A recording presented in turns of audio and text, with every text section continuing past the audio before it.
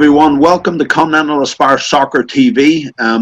With me here this morning, as you can see, is Antony Thompson, ex-Royal Marine. Anthony, welcome to the podcast. Absolute pleasure to be here, Nick.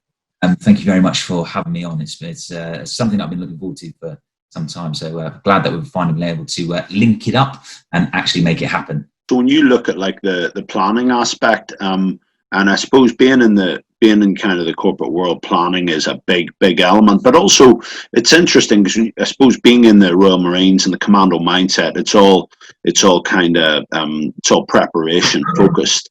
I suppose lack of planning will lead to you being a liability, whether as an individual or as an organisation. But move into obviously the company and stuff that you and your co-founder Ben founded. I was kind of amazed. A lot of people you guys have worked with. So from the English national team, the football team, working with Manchester United, working with a number of other organisations. What would you say in terms of working with, for example, the English national team? How did you find that kind of as a project and kind of the mindset and how important it is for these organisations you're working with? So I can only speak secondhand about that because Ben was the one who worked directly with them, and that was during his time at Commander Training Centre when the England football team came down to the Marines Training Centre to just prior to the World Cup or the year before the World Cup. But one of the major factors, and I only speak briefly on it, but one of the major factors was values, identification of values, and I won't tell you exactly what the values are they're set because obviously they're exclusive to them. Yes. It had is, we have 3 lions, and what he had created, what Gareth created, was basically under each of the lions, he had a value, and these three lions or these 3 values make up the team, and that was a really fundamental step, is identifying who are we, what are we about, why do we need to, why are we doing what we're doing? Much like in the military, if you think about it, the reason I wanted to become a Royal Marines Commando because of what it upheld, what it meant to be a Royal Marines, those values in it. Values are a huge element of understanding why a team, an organisation, and indeed a person is who they are. If they can resonate with their own values, that's crucial. That's crucial to understanding and gives you that base. Again, I talk about it a lot, but that foundational element for building any kind of strength upon. Yeah, absolutely. I mean, when I look at like the planning aspect, and I suppose in football, you know what I mean, especially the planning is so critical. I think even your preparation for example, from pre-season. And I think that a lot of the stuff that we see definitely at CAS is when somebody, even if like we were having a talk this week about chess, like we're talking about the different levels of players in chess and their mental preparation for the moves they make are amazing. Like, and one of the things I was talking to people, I asked people, we were having a team meeting, and I said, how many moves ahead do you think a grandmaster thinks? And nobody knew. I thought, right, we need to start playing chess, but literally it's like 30 moves. They think 30 moves ahead. So when you're talking about the planning and the preparation, and obviously I want people to know that anybody comes through here that they can obviously find out more about what you guys do in terms of that planning, and how you build your values, and you know what I mean, and obviously following a value-based system. But in terms of when you look kind of at the planning stage and you look at the different organizations you guys are even working with now, what do you think people don't understand about the planning phase and just the discipline and the mental aptitude required in the planning phase? I think I would say that in terms of the planning phase is this rigidity to the it sounds really obvious, but the rigidity to the plan. Now, what I mean by that is that there's a rough game plan for how things pan out. Chess, for example, there are only so many different moves that you can make, so you can only think so many steps ahead. And a computer, as we know, can outbeat any grandmaster today, because there are only so many moves. It's very constrained by the actual chess that you play on, the chess set that you play on. It's only got so many pieces, and I think when we're looking at businesses, they kind of look at it in terms of a chess set. Yes, definitely. They're probably not thinking that many steps ahead. Absolutely not. But also they're constrained by, we're only playing on this board, so we don't need to think about the other boards, or the other board that's going on over there. Do you know what I mean? It's having that ability to play a multitude of different chess sets each time, or at least planning for having to play a multitude of different chess boards at an individual time. Because if you think about it, you've got different players at different stages. So in the planning stage, what do they say in the military? No plan survives first enemy contact, which is absolutely true. So we try to create in the planning cycle this idea of let's figure out the most dangerous course of action. Let's figure out the most likely course of action, but let's also put in some course of action in our back pocket, but which we're probably not going to happen. But in case they do, we need to have a rough idea of what we're going to do about it. And that's when you go into this this saying where we say ground dependent, or situational dependency, which is understanding immediately your environment and saying, right, okay, everything we thought was going to happen isn't going to happen, but glad we considered that this might have happened. Okay, here's what we're going to do about it, and then having this overarching plan, but equally the mini plannings in between. So if a particular very specific action happens, what's the next, what's the actions on, how do we conduct ourselves if this thing happens? And like military planning, in an orders process, you have this complete part of the orders process where it talks about actions on. So if we're walking through a forest or walking through the jungle, and it will literally specifically say, if someone nudges a trick flare and it goes off, what are the actions on? Actions on are to hit the deck, cover your arcs, wait for any enemy activity for 3 minutes, and then we move out again. Do you know what I mean? It's very, very specific. So it's almost like pegs in the ground in order to achieve the overall plan, because nothing is how we think it is. You take example, this pandemic, no one could have planned for that, really. Right. Necessarily, but what we found ourselves being in a probably a bit of a better position than maybe some, is that we had a lot of planned work for 6 months away from after a big business contract that we were doing, which means we've done is we've literally replaced the timelines, and now we're starting to get very busy on the digital aspect, delivering B2C stuff that we thought we were going to do 6 months away. We had a lot of work planned for, and I think planning comes in multitude of different stages: long, short term, and then the specific actions on during. So planning is essential. Planning is essential not only for yourself, but definitely for business, and indeed for sports teams. We work with a number of different football teams who, if I'm honest, I won't say who they are, but a lot of the players hold themselves back because of the fear. Oh, if I write this down, then I'm going to have to hold myself account to it, so I'm not going to write it down. And that's a big thing, overcoming that fear boundary and saying, look, if you don't write it down, or if you don't get specific about what it is that you want to do, then you may never achieve it. Right. Absolutely. Yeah, 100%. I mean, I think as well. I think what I've kind of seen, kind of in the football industry, and I think kind of where it's going. And I think in terms of, if you look at like youth structures, I've seen them all over Europe. So I've witnessed. But also, it's the fact that they've probably been better prepared for this pandemic, for what's actually about to happen financially. And I think in discipline and lack of planning, you know what I mean, when you can't adjust, would you say that's something that you're definitely going to see when you go into an environment? You have to look at sustainability. You've got to look at how they're preparing, where they plan to go forward, and if maybe they have short-term thinking versus, because to have long-term thinking, your short-term needs to be extremely good.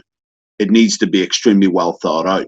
Would you say that's when you're going into situations with especially when you look at footballing environments, where do you kind of see the future for a lot of football clubs that maybe you guys will work with, and what way do you and Ben, your co-founder with Vanguard, groups, what way are you guys thinking globally? So we're now trialing everything now in this period, whereas a relative period of inactivity, although we have actually been bizarrely our busiest in this period, which is good, which is fantastic. But it's a lot of work. But it's trying to increase our ability to overcome more uncertainty in the future. Safeguarding against, have we got our finances in check? We've got our personal economies in check. What adjustments do we need to make back at home to ensure that there's no impact done on the business? Again, which is all part of planning, absolutely.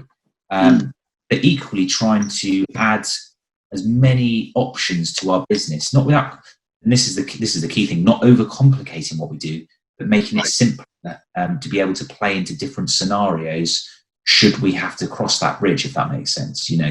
Right. We have to get to that point where we need to implement that plan or that strategy or that way of working. And really, we've kind of hit a bit of a sweet spot in the respect of we can now absolutely almost fully deliver digitally what we were doing physically. The only thing I will say is that with digital is you lose a level of impact. You simply lose a level of impact via a screen. There is nothing like being physically in a room with people. For me, that will never change, and I think for a lot of people. Right. On the receiving end, that will never change. Digital is great, absolutely find value in it, but how can we also develop into being able to deliver what we do across all spectrums? So we're not stuck. We're not going, oh my God, we don't have enough skills to be able to deliver via a digital format, because that's obviously a whole different skill set when you're having to deliver content confidently across this kind of medium, because everything is watched. The little eye movements, the stumbling across the words, everything's really has to be almost not perfect, but 99% there. And if you don't know your subject matter, then often certainly in the coaching world, what we've experienced, we've noticed a lot of coaches don't have that to adapt into this digital stream. But in terms of the footballing world, a lot of it's orientated around the finances and sustainability of finances. Perhaps there is an opportunity to look at what ways to generate other income. I think one of the things that this pandemic has completely exposed is the fragility of the first world. Right. What we had worked perfectly in a perfect world. Right. But when the perfect world is challenged by something that we couldn't ever have expected, how quickly does it break down? Right. I think that has to be a consideration. How do we have the reserves to be able to deal with the changing scenario, changing situation, whatever it might be? And if you think about a troop attack, certainly from a commander's perspective, you've got your attacking section. So you've got a troop of 30 broken down into 3 sections. You've got your attacking section. You've got your fire support section. But then crucially, you've got a reserve section as well, or ammunition runners or whatever they might be, but they're in the reserves. They're not necessarily in the fight. Your attacking section is the one that's going to take the objective. Your fire support is perpendicular, soaking the target, whatever it might be. The attacking section pushes through that objective on the other side, but suddenly targets in depth happen over here. Now, this attacking section is absolutely knackered from fighting through, really, really exhausted, ammunition potentially depleted. So what needs to happen? Well, that reserve section needs to come in and become the attacking section, and this attacking section now becomes the fire support section. So they, in turn, become the support section for a new attacking section, because this what was the reserve section, which is now becoming the attacking section, is obviously fully laden with ammo, not exhausted from the fight, because fighting is hard. It is genuinely very difficult, exhausting, tiring. then we have next success. But we're also prepared for the targets in depth, because that target in depth is a thing that could, if we didn't have a reserve section or a reserve bank account or reserve finances in respect to what we're talking about, that could be the thing that wipes us out. We could have done all this work to get over this objective, this main objective. There could be a secondary objective or a secondary threat, which, even though it's small, could be the thing that wipes us out because we hadn't prepared for it. Yeah, and I think what you said, Anthony, is really spot on, because if you look kind of, especially if you look at, I think I heard that between League One and League Two, they're going to be bringing in a salary cap. They're changing the league structure. They're changing, and I think that, I don't know, even in the last couple of months, I think even how agents are paid and how much money is being consumed. Do you think the mindset, based on what you guys do at Brave Edge and obviously Vanguard Solutions, do you think you guys are going to show people more, because of this pandemic, how they need to think differently? With as much humility as we possibly can, absolutely. We don't know all of the answers for every single business. We don't know all of the sports teams' answers, but what we can do, and what we do very well, is in effect, say when you go to the opticians and you're behind the lenses that come down, and they literally just filter in a load of lenses so you can see clearly. All we do is apply lenses so that people can see clarity. Left, right, right, then left. We're just flicking in a load of lenses. We have a multitude of different experiences where we can say, right, we've been through that, and this is what we experienced, and this is how we would potentially deal with it. Here's something for your consideration, and it may resonate. And if it doesn't, we'll say, right, okay, well, let's think about this and apply the lessons from what we've experienced into this situation. Yeah, that makes sense. We can do that. That's exactly what we need to do. The best way to describe it is, a lot of businesses or sports teams, or in terms of their mindset of business or whatever it might be, are kind of in the mud, facing down in the mud. All we do is pull the head out and say, right, the objective's over there. You need this, this, and this to get there. But we're not going to be there forever. We want to work ourselves out of a job. Every single club, every single business that we work with, we want to impart our knowledge, our tools, our techniques for those businesses so that they can get better at what they do. That is where, for us, from our own drive, that is what we want to do. We don't want to be, hanging on to a business or hanging on to a team just for additional cash. What's the point? Because we're not able to have the level of effect that we want to have, because ultimately, right, the desire for Ben and I and for everyone else, all of the team members that are involved in Find Your Edge, particularly Find Your Edge, Brave Edge, and also Vanguard, is all about making an individual team or business a better version of itself. That's literally it. And if we're always there, then how we multiply that effect? How can we, have such a greater effect if we're always working with one organisation? But what we will do is work very, very hard with those people to ensure that they've got the foundational elements to then grow. Yeah. And so when you're talking about in terms of the exit strategy and showing them how to get there, but in terms of, I suppose, when you go into a lot of the, especially sports teams, because sports and military is kind of interconnected, isn't it? They work well in terms of mindset, then, definitely. Yeah, very, very identical, isn't it? I mean, when you look, for example, at the culture. So when you go in and you look at a culture, because I suppose the whole commando mindset and what the book that obviously Ben has obviously written, and you guys I know are going to author some other books, but if you look at like the commando mindset and you look at all of those things, what would you say is the critical component for the culture? And because I suppose you guys go into organization and you see a culture and you're like, and they've hired you for that reason, or have you went into situations where you look at the culture and you think, yes, something needs to change here? It can be wide ranging, but often there's just three simple aspects to it, and that is values and overcoming adversity. They're kind of three aspects of it. Or resilience, really. When I say overcoming adversity, I mean resilience. Leadership, resilience, and values. When you merge those three together, that centerpiece that you get once you've merged three circles together is really where the golden stuff is. Like that's really where the magic happens.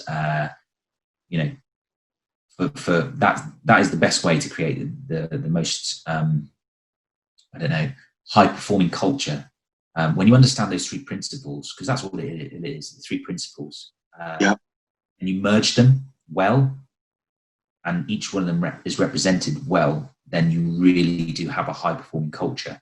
And leadership is not complex. Leadership Right. is not complex at all. It's very, very simple. You know, you just have to accept fault when it goes wrong, and praise the guys when it goes right, or girls, or whoever it is that you're in charge of.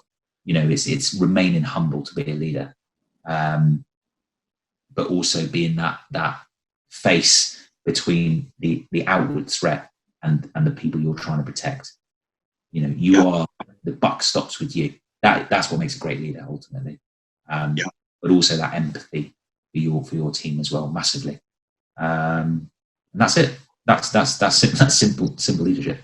Because I think, you know, when I go, I mean, I've been into like a lot of cultures, and when I go in, I can tell if there's a good leader or not, because the leader sets the tone for the culture. But if you look at like a young kid from, say, for example, he's in the center of excellence through to the first team, you know, all the way up to top to operations and marketing and sales and whatever departments they have within that organization. But when I look at like, for example, I was probably at a club a few months back, right, before the pandemic hit, and I looked at the culture, and it was just, it was clearly non-existent. Then you meet the leaders, and then you see, okay, I can see, but some people just don't want to lead. So when you're walking into that type of an environment, you know what I mean? You look at it, and then I kind of go back to obviously, you know, for example, I remember because obviously I used to speak to Eric Harrison a good bit, the Manchester United youth team brought through the class of '92, and when you speak to Eric, you could tell that he was a leader. You could tell the example that he led, and he's the only person that ever said to Sir Alex, "Take a seat."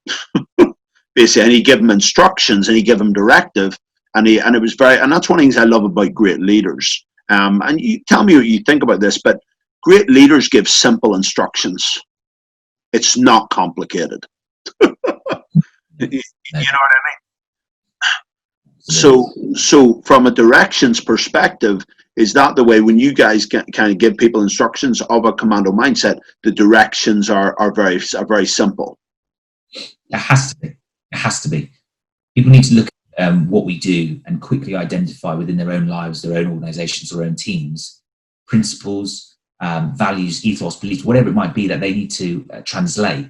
They need to look at what we say, or we need to communicate and articulate what we say in the simplest way possible. What's the point in being overcomplicated? There is no point, because it doesn't help anyway. It takes too long. You know, everything's about speed these days, and actually for what we do, we're really happy to make it as speedy. You know, people want to see. Like, this is the thing. When you go to opticians, you don't want to be there for hours. You want the lenses to come down as quick as they possibly can, so you can actually see and crack on in your day. Do you know what I mean? You want to be given the issues so that you can see the clarity in what you perhaps may have been missing before because you can't see it really well. And in effect, that's all we really do, is work with those organisations or individuals to meander through. Of course, there are trials and tribulations. You know, there's all the stuff in between, but the principles, simple, have to be. Right.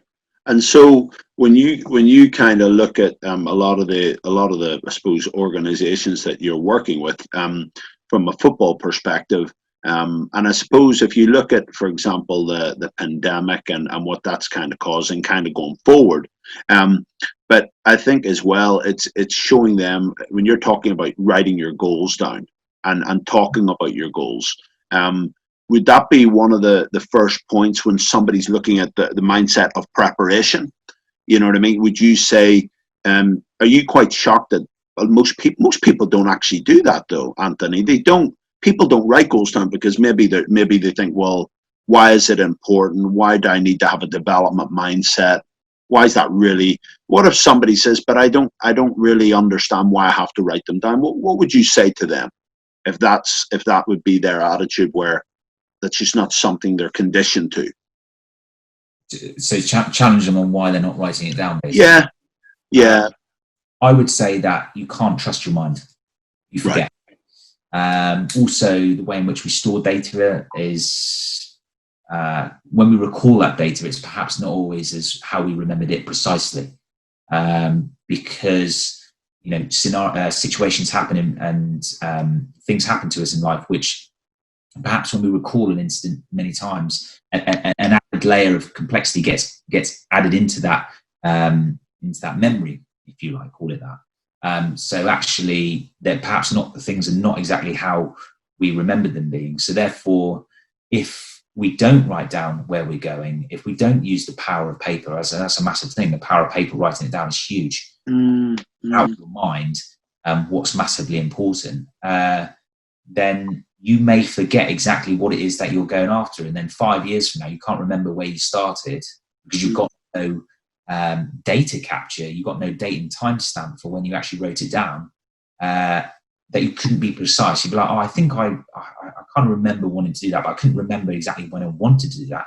It's 5 years is a long time to remember precisely a situation that occurred, unless it was full of, unless it was of magnitude, the experience was of magnitude in that moment, which of course, when you think about a goal, it's not really a massive moment in your mind. You're just like, all right, I need to do that goal. And it's a really subtle thing. Whereas when you start writing it down and then you go for that review period, maybe you review yourself every week, maybe months, maybe year, maybe every couple of years, but review definitely. And I would say review regularly is absolutely key. But if you review it and go, yeah, I did want to do that.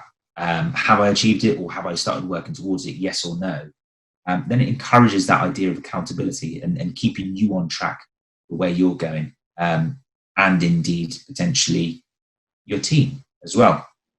Indefinitely your team, if I'm honest. So when you look at so obviously you look at the planning bit, but if you look also at the things behind why people don't want to do it. So for example, fear. People are quite fearful, so if they start writing down goals, then they're holding, like you were saying there, they're holding themselves accountable. For example, I watched that Sunderland Till I Die documentary, and I looked at, and obviously I'm not there, but what I can say is what I see, and I'm seeing that in a lot of organizations, because people look at money, because we're talking about finances. You look at the finances, but I think sometimes people will look at finances, even in other organizations, and they'll think, oh, I've got the money. I don't really need to bother. I've got the money. I don't need to do all that planning. Oh, no, you know what I mean? And people look at that and think, oh, but they probably still plan because they've got money. Do you not think that's a myth, though? Because they might think, well, you look, for example, at mismanagement and why mismanagement is actually happening. Because you've transferred from the military, where planning is priority because it depends on life and death. And you even see people in the pandemic, they're having the same mindset. I mean, I'm in the supermarket the other day and people are like, yeah, I'll just not follow the arrows. And I just thought, okay, but that's the problem with, and I think that's why I've enjoyed speaking with you, because you're talking about, it's just so critical. And people are thinking, you know what I mean, that things are going to go back to normal. I mean, would you agree with that, or would you completely disagree with that? We're not going to go back to normal. It's going to be normal, but what would you say to that?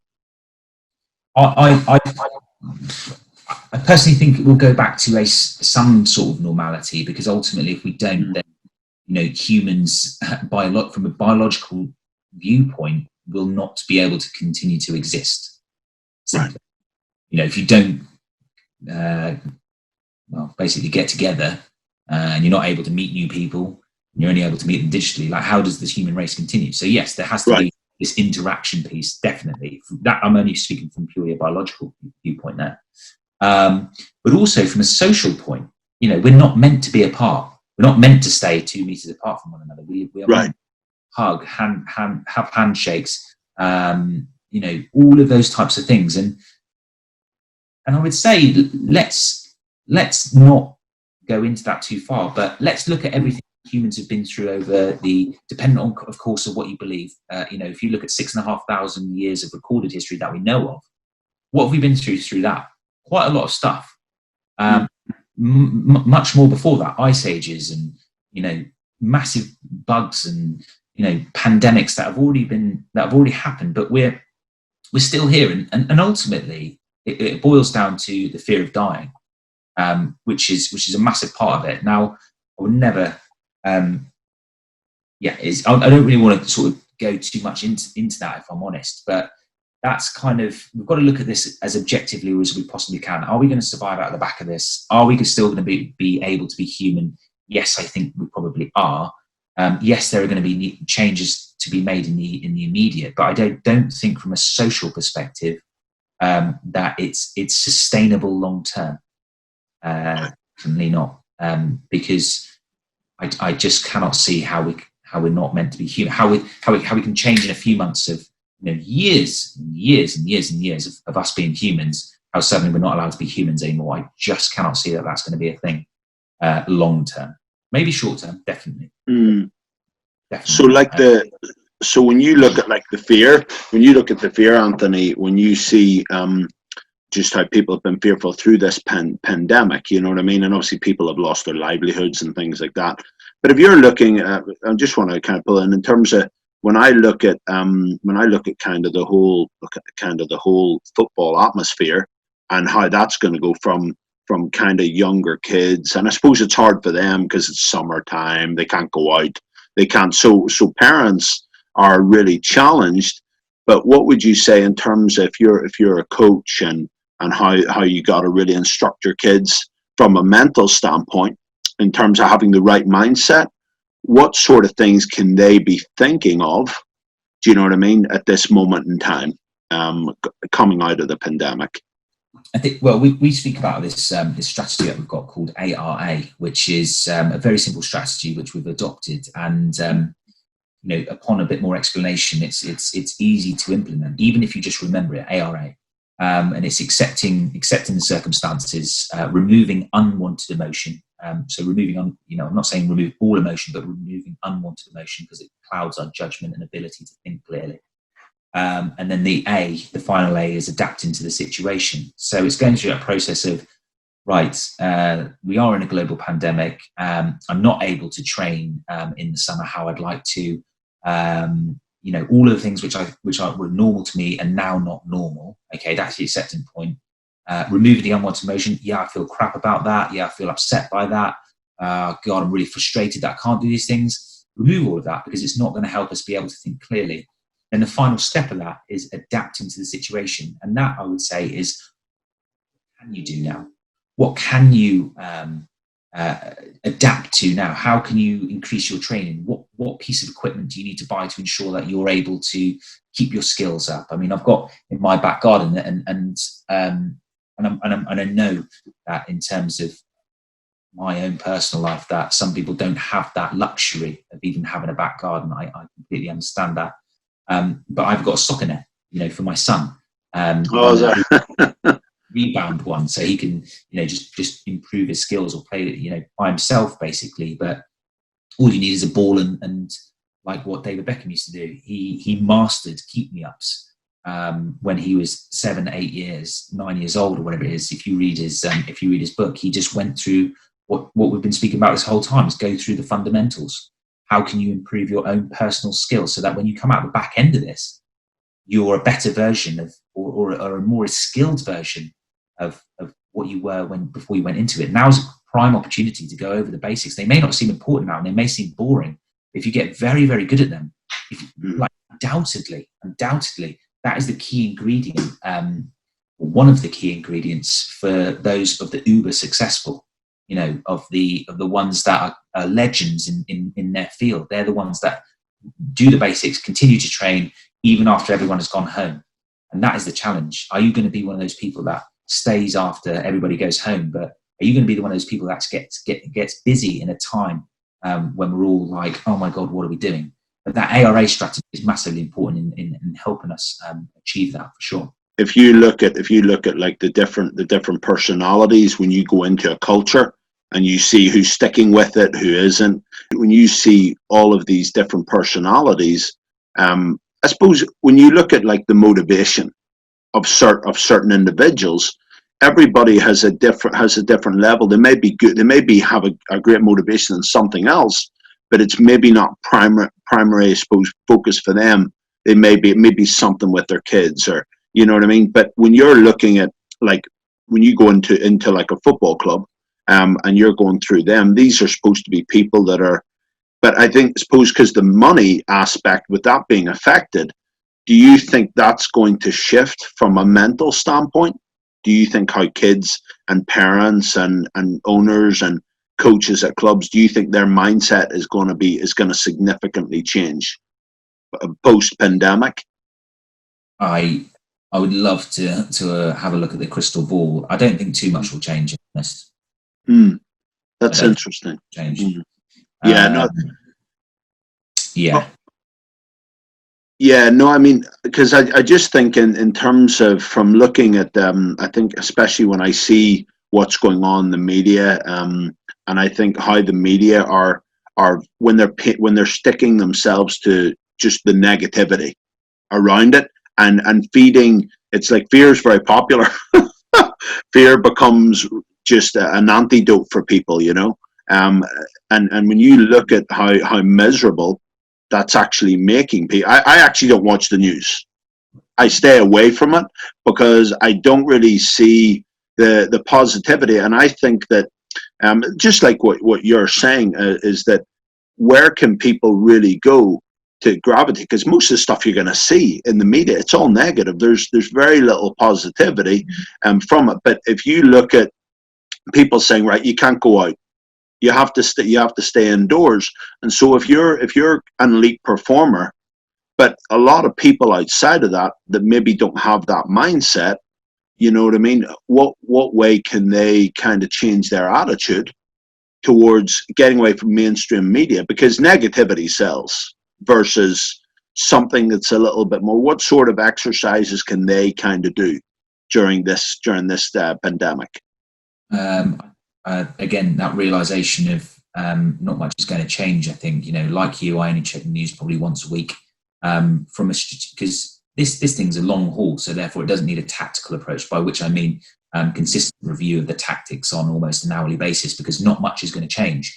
Probably not much is going to change in the day. And if there are any significant changes, it will be about a week before there are. You know, week by week, you can probably catch it up. So I probably watch the news once a week, because if not, the only thing that I'll say, and I'll probably end on this really, is that you've got to consider from the world in which I come from, Ben comes from, and to a degree where you come from as well.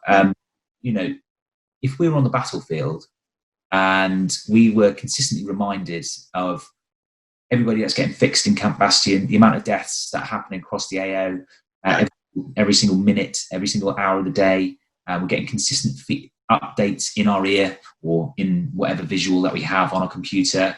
We're seeing tragic videos of people getting blown up, or indeed the aftermath of that, getting reconstructed on the table at Camp Bastion.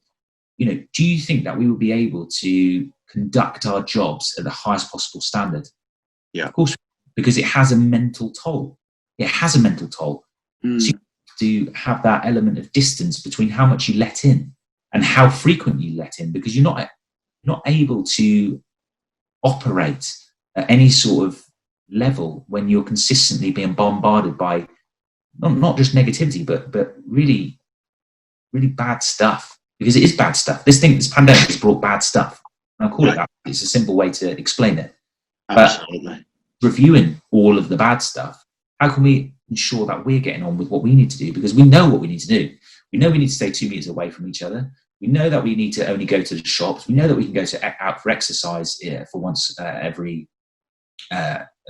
day, a little bit further now, of course. We know the basics. So if we apply the basics, then from ourselves, we should be okay. We should be okay. Until that changes, until they say, right, well, even just by looking at someone, now the pandemic, now the virus has spread, which of course isn't going to happen. But if that was to change, you know, then we adapt to that situation as well. But you know, all we're doing is we're just in a washing machine of information. That's all that's happened.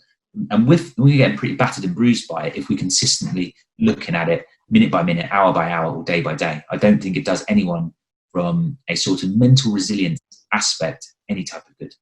Yeah, and it's interesting that you hit on that, is that because I suppose mental health has been put out on, especially on LinkedIn. I see that quite frequently across social networks, and it's trying to find that balance. Because if you think about what you had seen, just kind of what you described there, it's people it's people being tested. But do you think that sometimes that how parents and I think just organizations, how they need to prepare their people mentally, do you know what I mean? From a mental standpoint, you talked about it earlier when you left the military, and it's like all these things going wrong, that people are going to face adversity, and that they always need to be preparing and to not think, because everybody's going to hit that wall.